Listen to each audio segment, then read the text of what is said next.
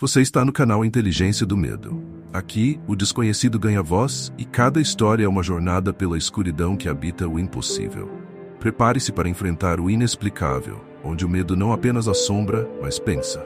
A história de hoje começa agora. O vigia da noite. A noite era fria, como uma capa escura que envolvia tudo ao redor. Isabela, que sempre soubera que sua família possuía uma casa no vilarejo isolado, sentia um incômodo crescente no fundo da garganta. Ela jamais imaginara que esse sentimento de inquietação fosse tão forte, tão palpável. Depois de meses de estudos exaustivos e pressão da vida universitária, ela pensou que, finalmente, uma pequena viagem com seus amigos fosse a oportunidade perfeita para relaxar. Mas nada poderia prepará-la para o que estava prestes a acontecer. Isabela não sabia exatamente por que havia voltado para aquela casa.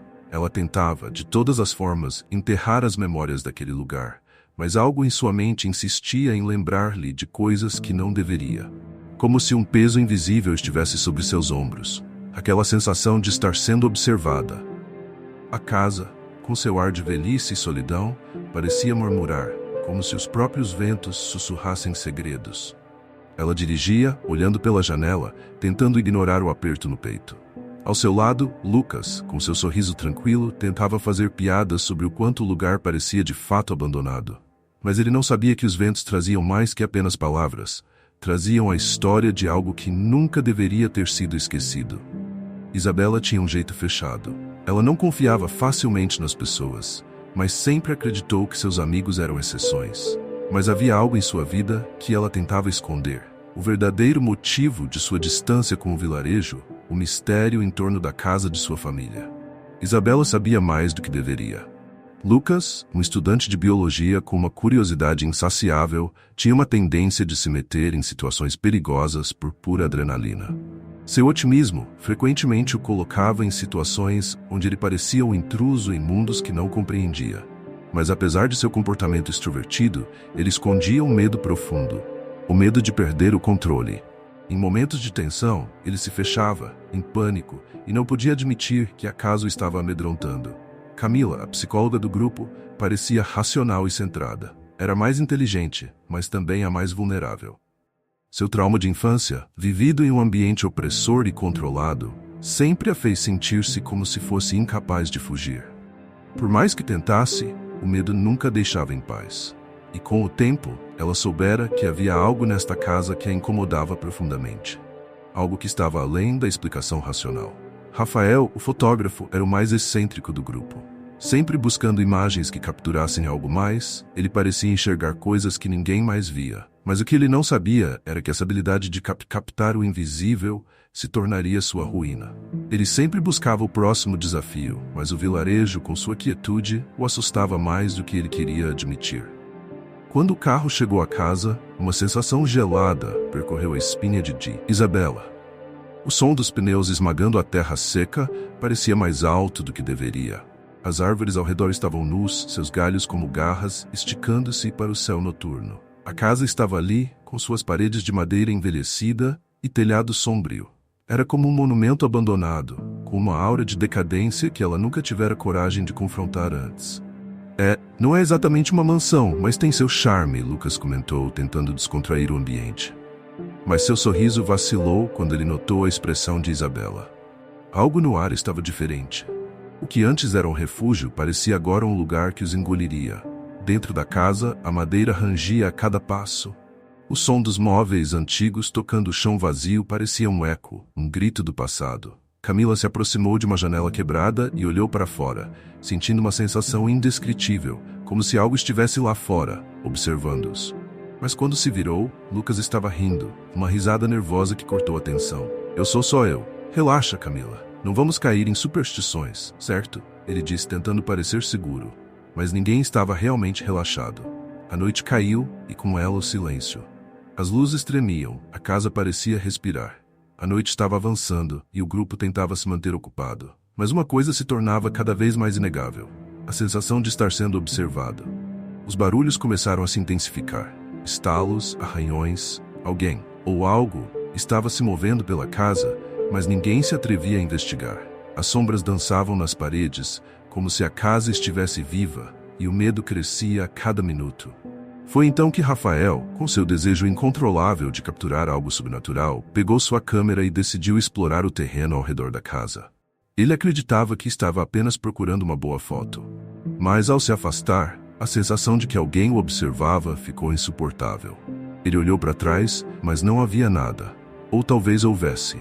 Algo se movia entre as árvores.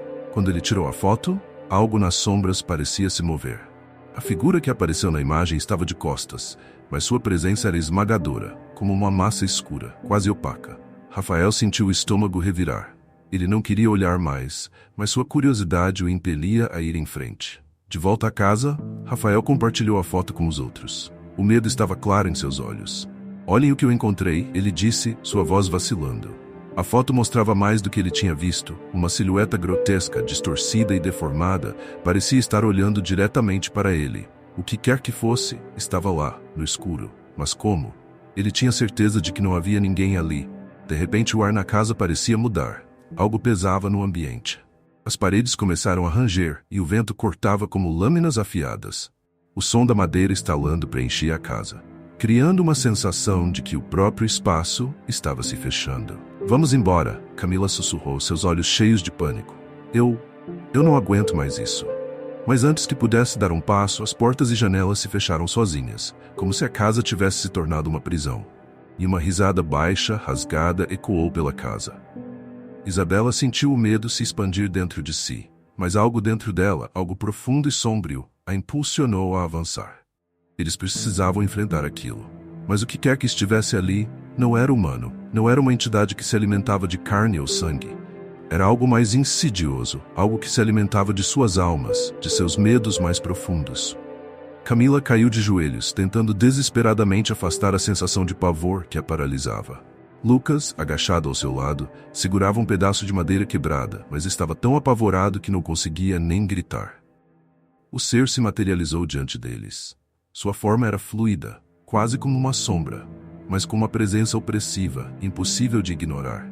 Sua face era uma distorção, como se fosse composta por várias camadas de medo e sofrimento. "Você não pode escapar", a criatura sussurrou, sua voz uma mistura de 1000 ecos. "Eu sou a fome, a escuridão que nunca cessa. Eu sou o vazio que você carrega." Isabela olhou para o ser, e então algo dentro dela se quebrou. Ela percebeu que o que estava diante deles não era apenas uma entidade externa. Ela era o reflexo do que cada um carregava dentro de si. Seus medos mais profundos, suas falhas, seus traumas. O ser se alimentava deles, se nutria do pavor que todos tentavam esconder. Ela não sabia como, mas, com um grito de pura raiva e resistência, avançou contra a criatura, sem qualquer hesitação.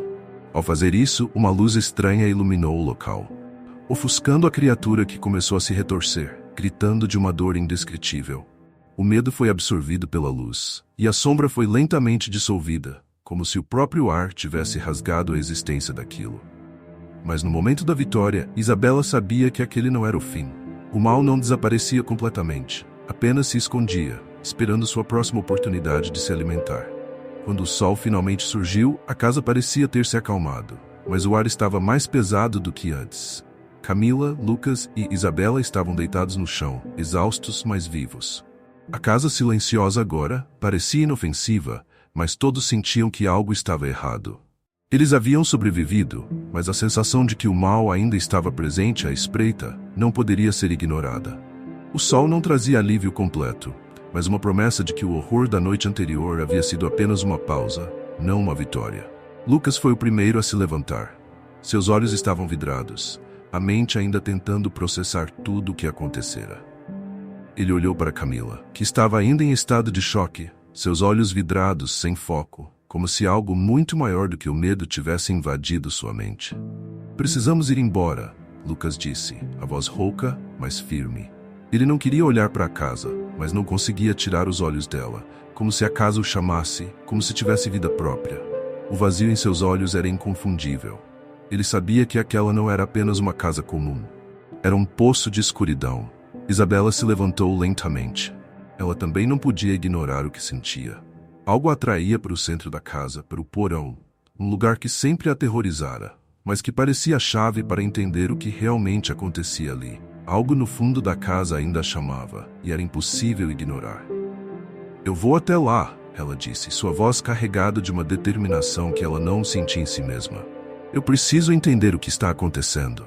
Você está louca? Camila perguntou, sua voz quebrada, ainda tentando recuperar um pouco de sua sanidade. Não há nada lá, não há nada mais para entender, Isabela. Isso tudo? Isso não é normal. Mas Isabela, com o olhar vazio de quem já enfrentou a morte e não teve outra escolha senão seguir em frente, caminhou para a escada que descia até o porão. Ela não podia deixá-lo para trás. Aquela casa, aquele mal, já tinha consumido tudo o que eles tinham de mais precioso. E talvez se ela não enfrentasse de uma vez por todas, ele voltaria, mais forte, mais implacável. No fundo da escada, o ar estava pesado, quase viscoso. O cheiro era de mofo, mas também havia algo mais. Uma estranha mistura de terra e sangue, como se a casa estivesse viva, se alimentando de algo que não podiam compreender. Isabela deu um passo atrás, mas então ouviu um som, como se alguém estivesse lá embaixo esperando por ela. O silêncio foi quebrado, e a voz de Lucas a chamou do topo da escada. Isabela, não vá. Isso não vai acabar bem. Mas ela não parou. Algo em seu interior, algo visceralmente profundo, dizia que ela precisava saber. Ela desceu as escadas, e o som de seus passos ecoou como uma sentença de morte. Quando chegou ao porão, as paredes estavam cobertas por símbolos estranhos, feitos de algo que parecia ser sangue seco. O piso estava irregular, como se algo tivesse sido arrastado por ali há muito tempo. Isabela observou em silêncio, seus olhos tentando absorver cada detalhe. Ela sabia que aquilo não era apenas uma decoração macabra. Eram marcas de uma presença antiga, uma presença que tinha estado ali por gerações. Ela se aproximou de uma velha mesa, no centro do porão, e viu que havia algo sobre ela. Um livro. Um livro velho, com capa de couro e páginas amareladas. Isabela tocou-o com reverência, e quando abriu, encontrou inscrições em uma língua que não conseguia entender. Mas mesmo assim, algo nela a impeliu a seguir em frente, a virar as páginas.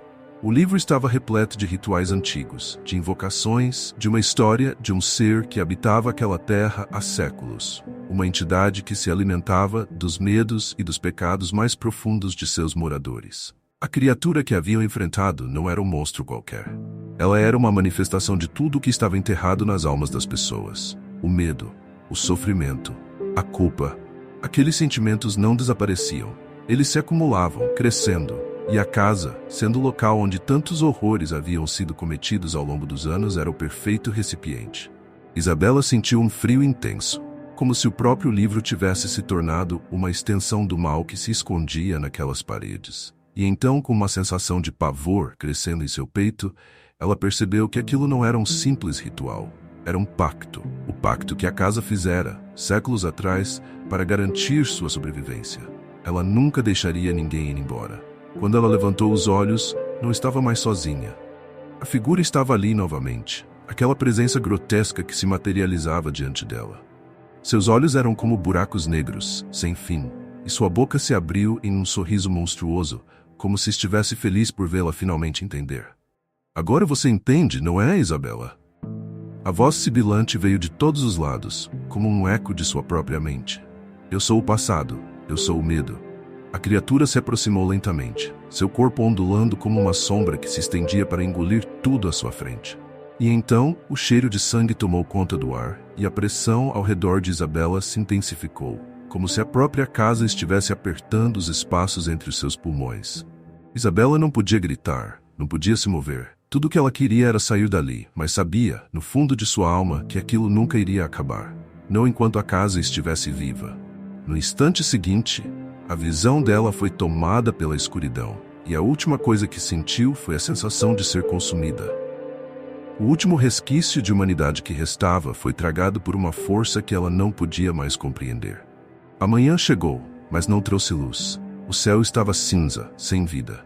Lucas, Camila e Rafael estavam sentados na varanda da casa, esperando que Isabela retornasse. Mas ela nunca voltou. A casa estava em silêncio, como se estivesse esperando por algo. Esperando por outra alma para se alimentar. Quando o sol finalmente se pôs, os três amigos estavam em um estado de apatia. A sensação de que algo havia sido arrancado deles era palpável. Não havia mais esperança ali. Apenas o eco de um vazio imenso. O que restou foi uma casa e um pacto. O mal continuava a se alimentar, aguardando pacientemente o próximo grupo de almas para engolir. o ciclo nunca acabaria. E a casa com seus segredos continuaria a observar à espera da próxima vítima. Essa foi a história de hoje. Se você gostou, deixe seu like, inscreva-se no canal e ative as notificações para não perder os próximos mistérios. Aqui no Inteligência do Medo, você encontra histórias sombrias e arrepiantes todos os dias. Obrigado por assistir e até a próxima, se você tiver coragem.